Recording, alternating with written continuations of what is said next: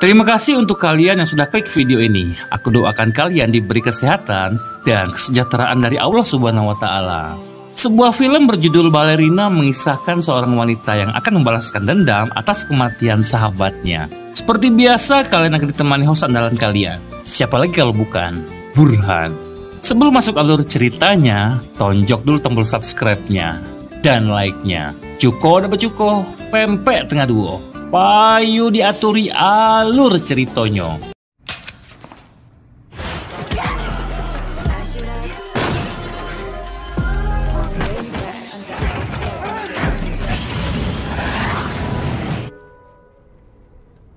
어때? 죽이지?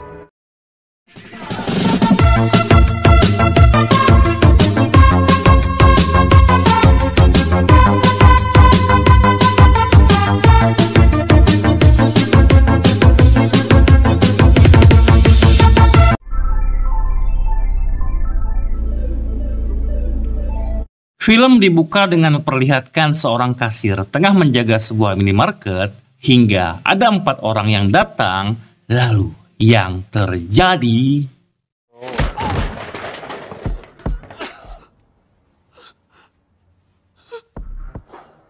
야, 계산 되어라.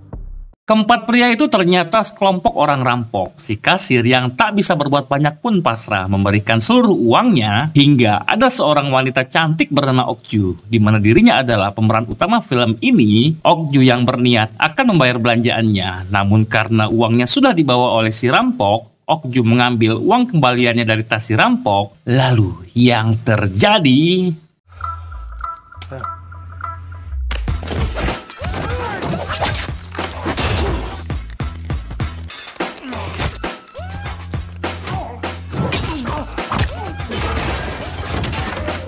Yaps, Okju menghajar satu persatu rampok yang menyebabkan banyak sekali jajanan hancur, Indomie berserakan, dan beberapa Kinder Joy berjatuhan, sehingga Okju dapat dengan mudah mengalahkan mereka semua.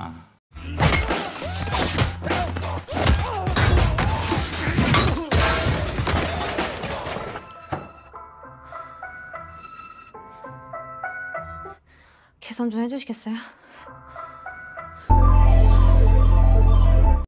Saat di rumah, Okju mendapat telepon dari sahabatnya, seorang balerina bernama Min-hee. Awalnya, Okju mengira bahwa Min-hee akan meminjam uang padanya karena sudah hampir 1 bulan belakangan ini, Min-hee tidak ada kabar dan berita. Di mana ternyata Min-hee memintanya untuk main ke rumahnya karena dia ingin meminta tolong padanya.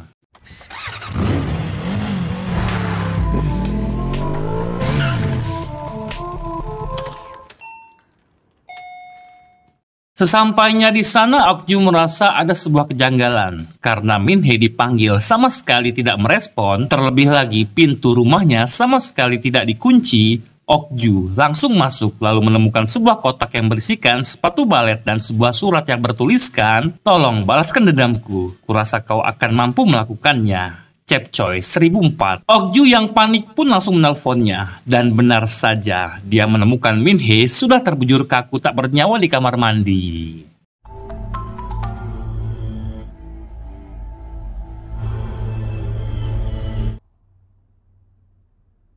Okju yang terpukul pun teringat momen pertama kali pertemuan mereka berdua. Di sini diperlihatkan Okju tengah membeli sebuah kue ulang tahun tempat di mana Min-hee bekerja paruh waktu. Saat itu Okju membeli sebuah kue ulang tahun untuk dirinya sendiri. Min-hee baru teringat bahwa Okju adalah teman sekelasnya saat SMP. Di sini kedekatan mereka pun mulai terjalin dan Min-hee bercerita bahwa dirinya adalah seorang balerina dan Okju pun bercerita bahwa dia bekerja sebagai bodyguard pribadi seorang menteri saat berkunjung ke luar negeri.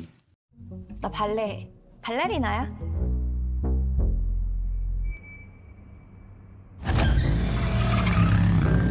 Saat di rumah, Okju pun berinisiatif mencari di Google apa arti dari Cepcoy 1004. Hingga ditemukan sebuah akun Instagram seorang penjual sushi. Okju mencoba mengirim pesan padanya untuk memesan sushi tersebut. Namun di tengah-tengah itu, Okju dikejutkan bahwa HP Min-hee ditelepon seorang pria misterius. Di sini si pria yang tidak mengetahui bahwa Min-hee sudah mati pun memintanya untuk pergi ke sebuah jembatan malam itu juga. Dan dia mengancam akan membunuh semua keluarganya Min-hee apabila dia tidak datang. Di jembatan itu, Okju melihat seorang pria gondrong turun dari sebuah mobil yang nampaknya mengantarkan sebuah bungkusan berisikan sushi beserta sebuah narkoba untuk dipasarkan. Hingga saat si pria pergi, Okju langsung mengikutinya dari belakang.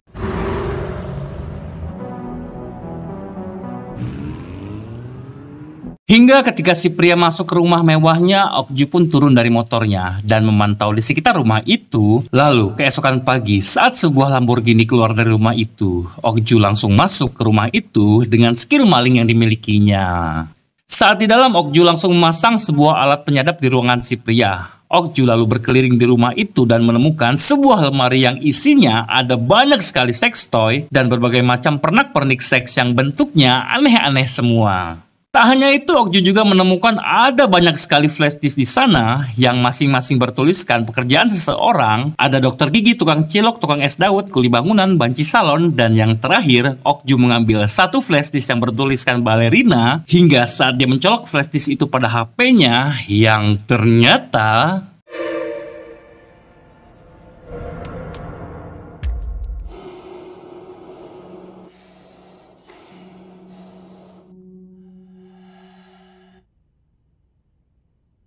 iya, faktanya flashdisk itu berisikan sebuah video panas seorang pria bertopeng berkaos Min-hee yang tengah tidak sadarkan diri. Sampai sini dapat disimpulkan bahwa semua flashdisk itu berisikan si pria bertopeng berkaos wanita-wanita sesuai pekerjaan yang tertulis di flashdisknya. Lalu scene pun flashback ketika Min-hee tampil sebagai balerina. Dan di sana ada seorang pria gondrong yang mengawasinya. Min-hee terlihat sangat amat ketakutan, lalu Min-hee pun terjatuh. 이 일을 하다가 난 내가 죽을 수도 있겠다고 생각했었다. 살아있다기보단 오히려 죽어가는 느낌이었어. 근데 그날 딱 너 만나고 처음으로 느꼈어.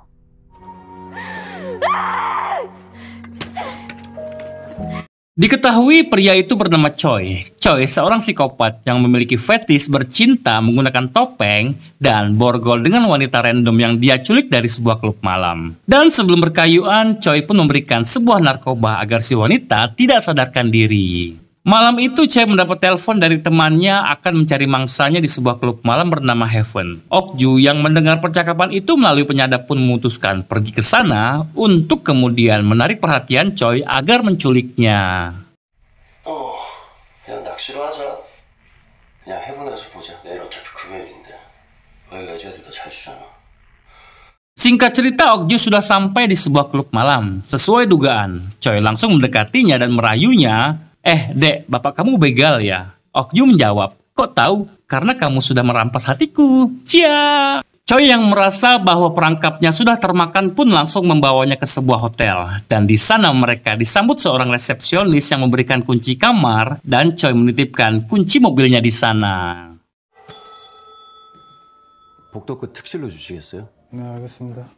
Saat di kamar, Choi langsung melancarkan aksinya. Choi memberikan narkoba pada Okju terlebih dahulu agar dia tidak sadarkan diri, lalu memakai sebuah topeng Rey Mysterio. Selanjutnya, Choi dengan handycamnya merekam semua aksi yang dilakukannya, dan tanpa dia sadari, Okju sudah siap dengan pisaunya. Lalu, yang terjadi...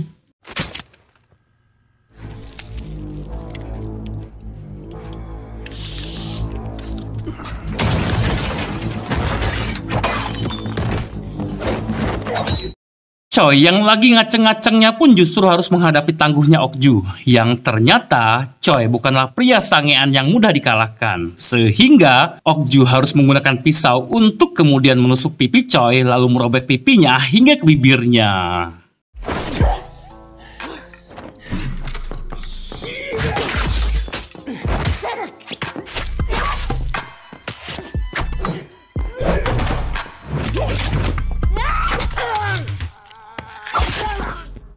Tak cukup di situ, Okju pun dikejutkan si resepsionis datang dan memberondongnya dengan sebuah shotgun. Hingga saat pelurunya habis, Okju pergi keluar dan dihadang oleh si resepsionis yang satunya dengan sebuah gergaji mesin. Beruntung ada seorang wanita yang membuka pintu kamar tepat ketika si pria hampir menyerangnya. Dan hasilnya si pria harus kehilangan kakinya karena terkena gergaji mesinnya.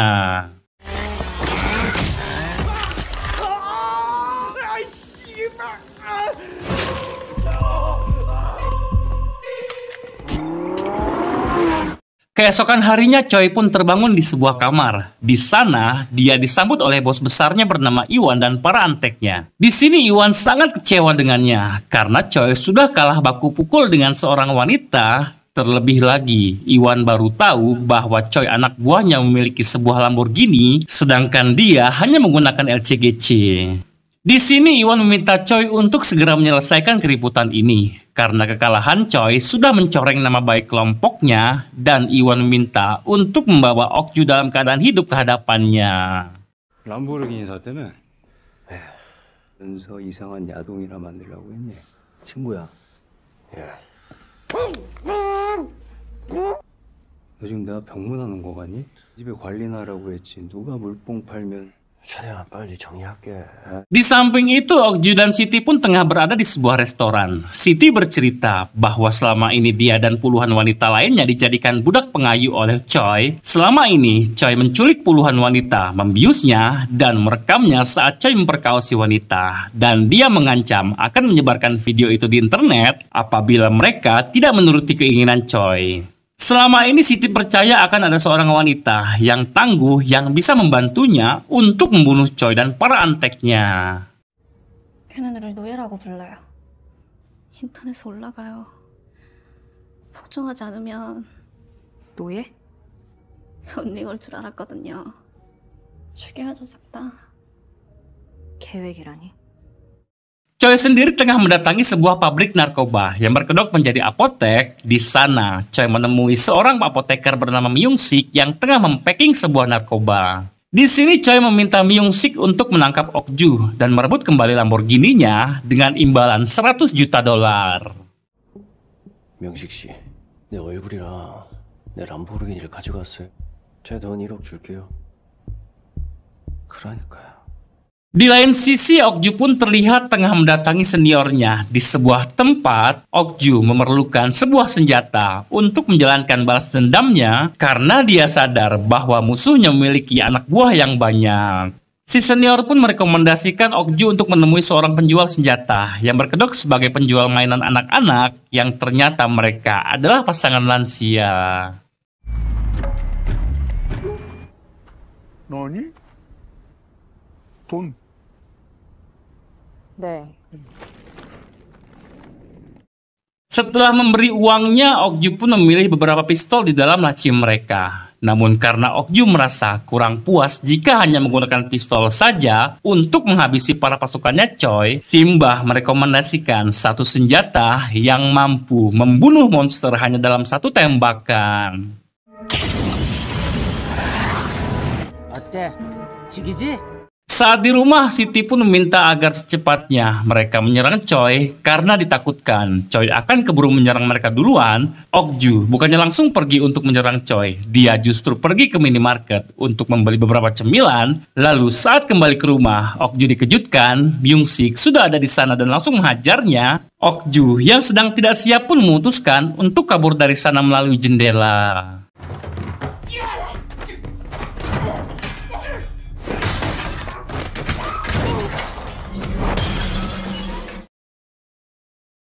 Di markasnya, Iwan pun menagih janji Choi untuk membawa Okju dan Siti ke hadapannya. Namun Choi hanya membawa Siti ke sana tanpa adanya Okju. Choi mengatakan bahwa dia sudah membunuh Okju dan menguburnya di suatu tempat karena dia ingin menyelesaikan semua masalah ini tanpa melibatkan Iwan dan bawahannya. Di sini Iwan justru marah dan Iwan meminta Choi untuk segera membunuh Siti juga karena dia khawatir Siti akan menjadi saksi atas semua kejahatan yang sudah mereka lakukan.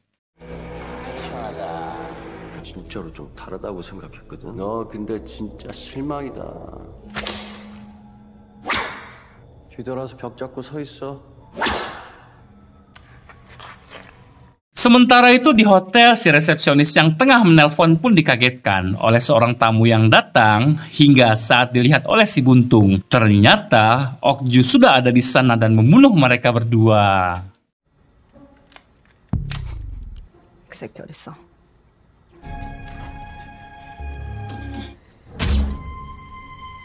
Selesai dengan itu, Okju mendatangi sebuah kandang kuda yang merupakan markas besar Iwan dan para anteknya.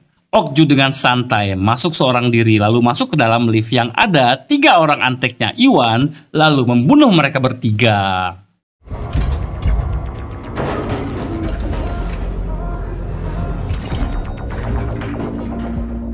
Saat di bawah kita pun diperlihatkan banyak sekali karyawan Iwan yang tengah mengurus tanaman opiumnya. Okju dengan santai langsung menanyakan tentang Siti pada mereka dan tak lama datanglah Iwan yang mengajaknya untuk mengobrol santai di mejanya. Tapi yang terjadi... 내가 이만한 여자 한 명을 찾고 있거든. 고생 많았나 보네. 야, 일로 와 앉아.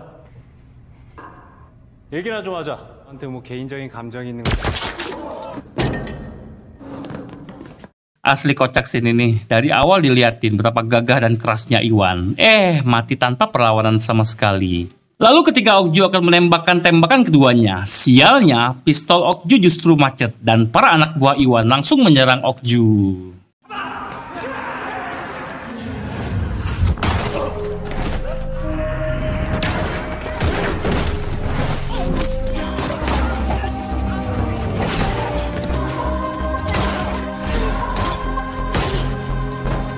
Lima, 10, 15, bahkan 20 orang pun Okju hadapi. Okju sama sekali tak gentar, dia menghajar satu persatu, bahkan Okju berhasil membunuh mereka semua hanya seorang diri.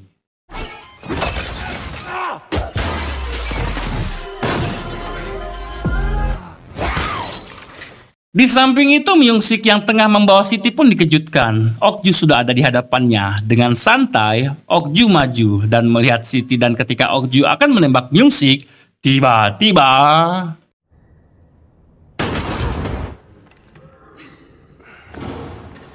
Di sini Myung-sik merasa lega bahwa Choi datang tepat waktu. Myung-sik akan langsung menghabisi Okju dan menagih uang 100 jutanya. Namun karena Iwan dan para anteknya sudah mati, Choi langsung menembak Myung-sik karena dia tidak memerlukannya lagi. 씨발 지금 다 뒤진 마당에.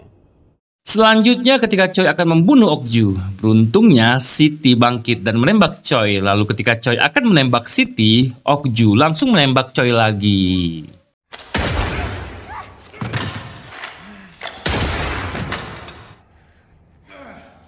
Choi pun dimasukkan ke dalam bagasi mobil, lalu dibawa ke pinggir pantai. Choi yang dari awal film digambarkan seorang pria yang gagah, garang, dan kejam pun kini nampak seperti seorang pecundang. Choi memohon-mohon agar dirinya diampuni dan dilepaskan dari sana. Okju dengan pelontar apinya sempat merasa iba dengannya. Namun ketika Choi mengatakan bahwa dia akan mengulangi perbuatannya pada Min-hee saat di neraka nanti, Okju langsung membakarnya dengan pelontar apinya. 애초에 일이 이렇게까지 커질 거라고 생각도 못했겠지 넌. 발레리나.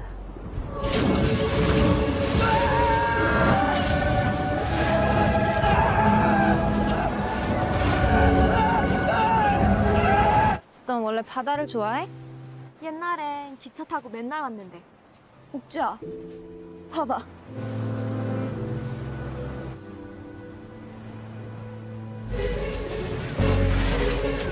Selesai dengan itu, Okju kembali ke rumah Choi, mengambil semua flash disk miliknya, lalu membakarnya dengan mobil Lamborghini-nya.